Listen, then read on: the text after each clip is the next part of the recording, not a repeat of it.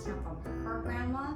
And let me tell you, this is a dish that I've never seen in any Chinese restaurants before, but it is the best noodle dish that I've had. It's called egg-coated vermicelli. Now, for those of you who don't know, my mom, she is Garden Thai Homemade Cuisine on YouTube, so you can look her up for all her other recipes. So I decided I want to spend this year mastering all of her recipes, specifically the ones that I grew up eating and the ones that I crave even to this day. And hopefully you'll learn something with me as well. Now, we're gonna go through the ingredient list. Not very complicated, but there's some key essentials that you must have. To start off, we have some pork belly that's been cut into little pieces. You can also use tenderloin. For the veggies, we have some cabbage. If you don't have cabbage at home, you can pretty much substitute this with any other leafy vegetables, preferably Asian. Dry shiitake mushroom that's been soaked. You can buy dry shiitake mushrooms and just wash them in some clean water and then soak them in about 1 cup of warm water for 2 hours. And we will use this water for something else later.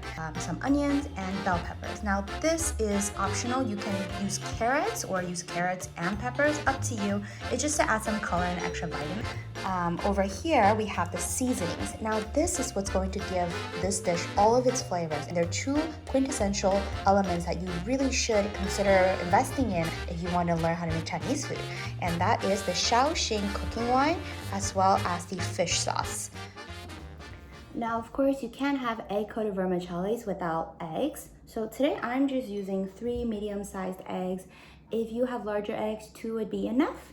What I want to draw your attention to is the salt and sugar. Now, this may seem like quite a bit of sugar for a savory dish, but trust me, this is where the magic is at. So my mom came from an area of China called Fujian, and one of the key characteristics in their style of cuisine is adding sugar to savory dishes. If you enjoy, say, teriyaki sauce or like barbecue pork or pretty much any of the takeout Chinese foods even, that sweet savory taste, this will be the more authentic version of that, and I'm sure you're going to love this. So let's get started. First, add a little bit of oil to your wok. And we're going to turn it on to about high just until it's hot, and we will turn it back down so that it can slowly baste the oil out of the pork belly. Alright, so once you can kind of feel that it's hot, we're going to add in the pork belly. Break it apart immediately, and we're going to turn down the heat to low so that it doesn't cook too quickly and become burnt. I actually prefer cooking with chopsticks. Just, I don't know, I find it's like an extension of my hand. I highly recommend trying it. Okay, you're ready for the next step as soon as the meat turns white. You do not want it to overcook. Now, what we're gonna do is we're going to add in our white onions as well as the bell pepper, and they will just cook in that oil. So I've turned it up to high heat, and you can see that the white onions are starting to get a little bit softer. This is when I'm going to add in my shiitake.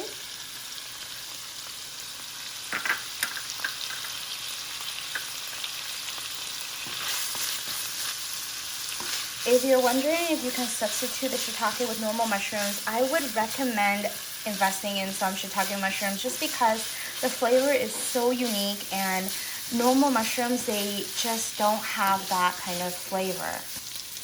Alright, now this is just about ready. We're going to turn on the heat for the water. I'm just boiling some water for the vermicelli. There's a very unique method of cooking these to prevent them from becoming mushy or just a clump. It smells so good. I love basting my onions or any veggies in pork oil. It adds that extra level of flavorfulness.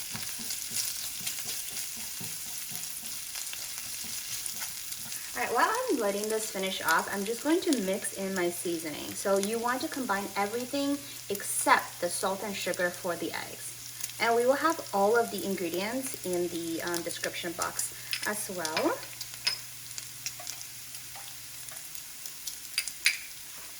If you don't have fish sauce on hand, an okay substitute would be oyster sauce, but again, I highly recommend getting fish sauce. So just give it a quick mix.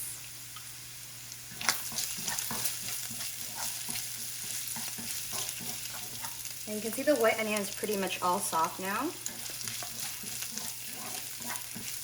Well, I'm not sure if I'm supposed to add the sauce first or the veggies, because I don't know if I add the veggies too early, water will come out, so I'm gonna go ask my mom.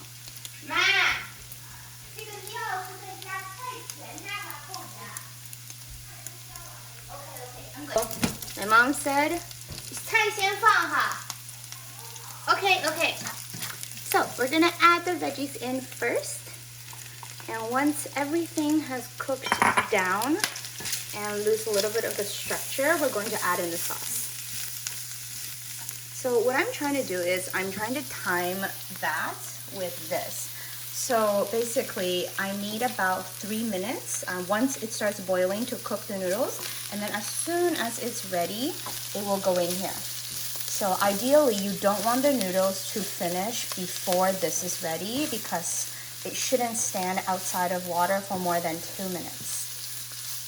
So if you are new to cooking, what I would suggest doing is to finish this step first, and then you can turn off the heat and let it sit while you boil your water, get your noodles ready, and then you can turn this heat back on. Alright, so as soon as the leaves turn kind of this pale green and just is more wobbly now, it's pretty much good. We're going to turn it on high so that it can react better with the seasoning. And we're going to just pour these guys in, give it a good stir.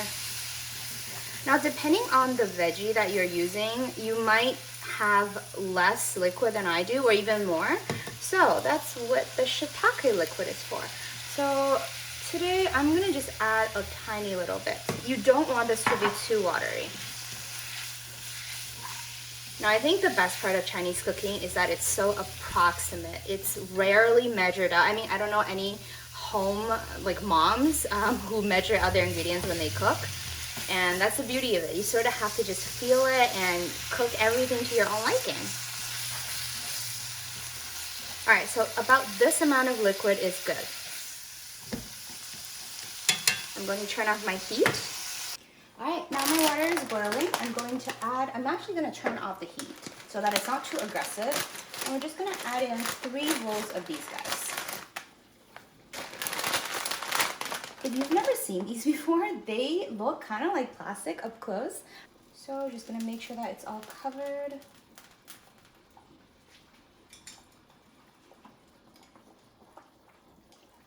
Gently break it apart with your chopsticks. Now, one thing is, unlike, say, like a pasta dish, you do not want to run these in cold water afterwards. There are 2 reasons for that. Number 1 is once it cools, the flavor is harder to go inside when we put it back in here. And also, secondly, I find that it just adds too much water and it turns mushy, so we're going to do it another way.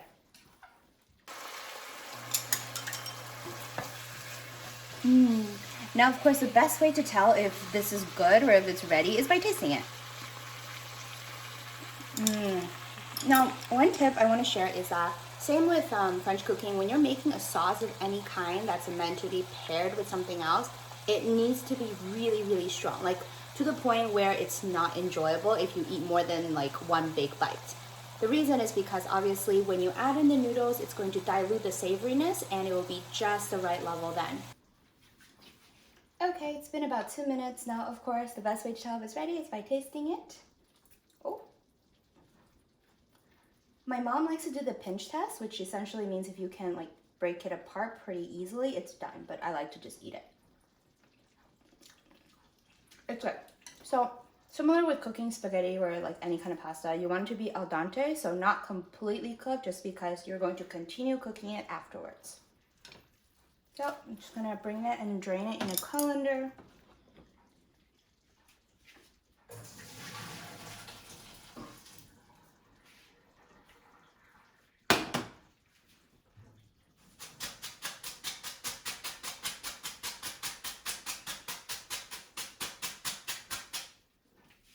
Alright, so this is ready to go. Now we're ready for the last part. I'm gonna turn it back on to maybe like a medium high-ish. So you can see that it's kind of bubbling at the bottom, which means it is a good time to put in the noodles.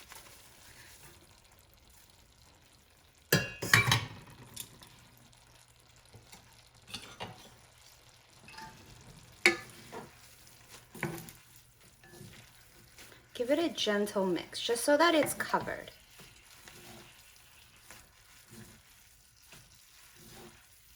So you don't want to do this too aggressively to the point where the noodle breaks. I find using like a pair of tongs help, but my personal favorite combination is a spatula and a pair of chopsticks.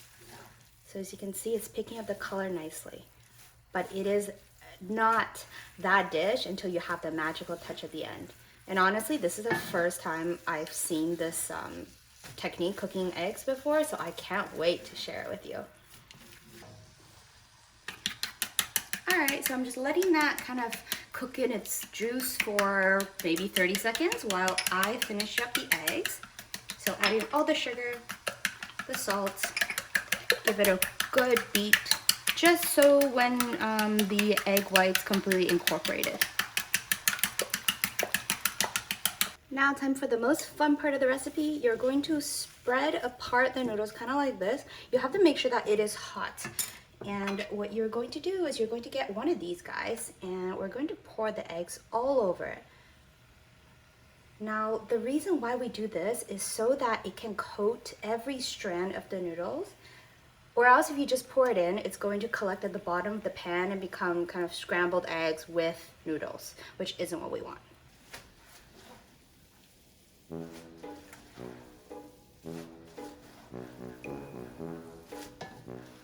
妈，我是不是蛋不够啊？你一定要把它炒干了，炒到很干你才下蛋。你太早下蛋，我都跟你讲，你蛋全部到锅里去了，不会在粉上的。哦，那怎么办？那我再加点蛋进去。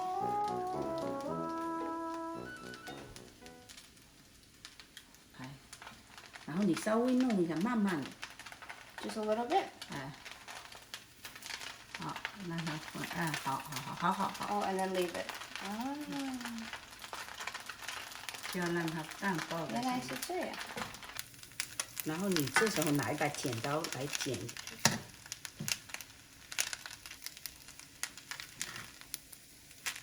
我觉得可以了。可以了。本来我刚尝一下，挺好吃的。弟弟。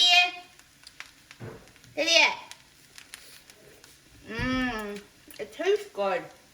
我觉得我炒的很好吃。太香了，好香啊 Okay, let's get ready. 哎，我自己来，I want to do 我帮你一 myself. 下。 No. 你要让我 check 一下。What are you checking for? 你在看什么？ Not bad. I think it could be a lot better in terms of the coating, but the flavor is definitely there. 哇，这味道非常好，你这个料啊调的特别好。下次怎么进步啊？